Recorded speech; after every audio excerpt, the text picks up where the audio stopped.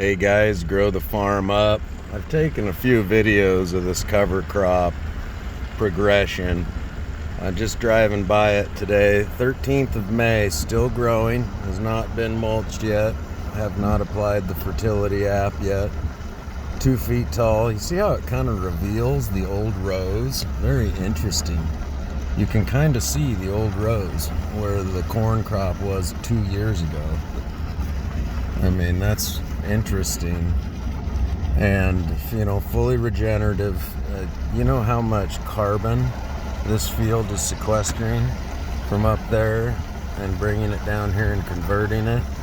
And water management. We've got a nice berm here that we keep mowed. A couple lengths of pipe to irrigate the corner if you want to. But this is how you do it. It's May 13th, and a lot of guys are scared to wait this long to plant. But one, seed corn you want to plant later.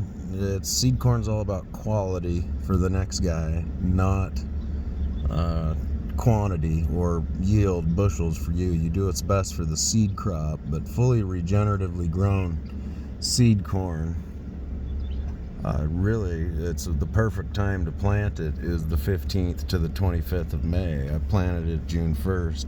And so you have an opportunity to allow your cover crop to almost head out and reach its maximum sucrose level. Any plant, when it is putting on its fruit, in this case a rye head or a clover head, in corn it's a ear and then the kernel, and in soybeans it's the flower, then the pod, then the actual bean itself, etc., etc. When a plant begins to go into its reproductive cycle, it quits growing up and it just starts to think about heading out and or heading into its reproductive cycle, it has its maximum sucrose levels in the plant tissue. Okay, so that means it's putting out its maximum level of sugar. So all of that green organic matter is just perfectly ripe with nutrients, and rye is a great scavenger crop, so it's scavenged up all of the nutrients it can find, put it in the root rhizosphere, and in that 2 foot tall cover crop that will mulch and lay it down, and then it will break down with the humic and the humates and give all of those nutrients back in the regenerative process over the summer. Stay tuned. We'll be planting it next week, green, and we'll be putting on the fertility and biology application. So stay tuned. Most excitingly, we'll see how it emerges, and then we'll watch it through the crop year with me. So I'll download a couple of these other videos where we're out in the fields looking at everything a little more closely. I just haven't had time actually to upload. It's been so busy. We could sure use a rain. We've got 30 hundredths in the last 45 days. I don't know if regional droughts even show up on, but look, here's the dryland corner of rye that's never been irrigated. I mean, you can see it's, you can see the pivot corner perfectly on the camera. Wow, that camera is picking that up really nicely. I'm glad I decided to keep driving. You see the difference? I mean, this whole area relies on irrigation to create bushels. If there wasn't for irrigation, we would make 1/10 of the bushels, and all of our small little rural economies suffer whenever the bushels don't get made. So this area really was developed on irrigation. And now we're coming up to our neighbor here who's corn on corn conventionally. He's a very good farmer. He's just not a cover crop adopter. Nothing wrong with that. But I just thought, that shows a vast difference too. It's just a different approach. You guys got to understand, when you jump into cover crops, it's all about how you can begin to incorporate them in your conventional farming practices and make it work. And really, if you're willing to just wait and plant your corn, some of my highest yielding corn in my life, I planted, I kid you not, June 3rd. It really is remarkable, because it gets its first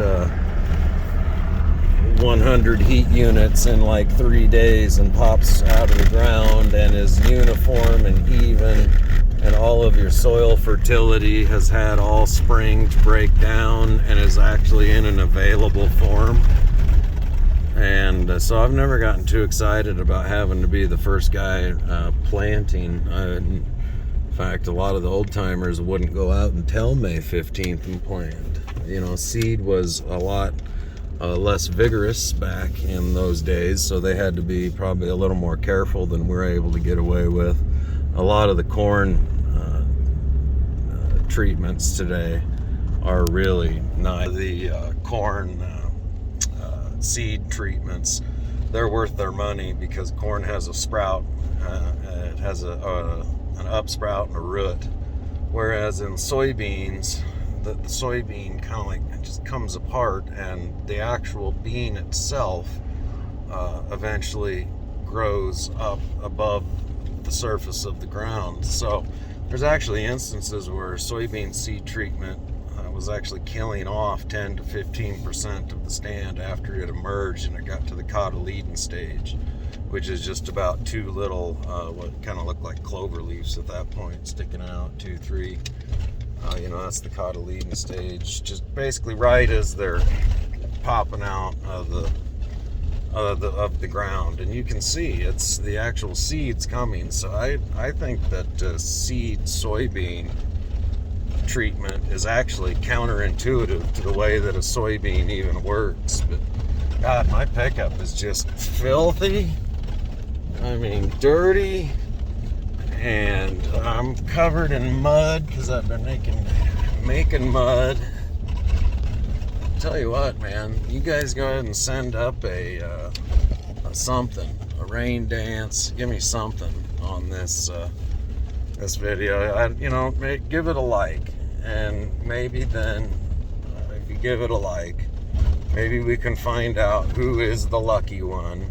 And if we catch a rain, then we'll do a giveaway in which you get a free comment on a YouTube video.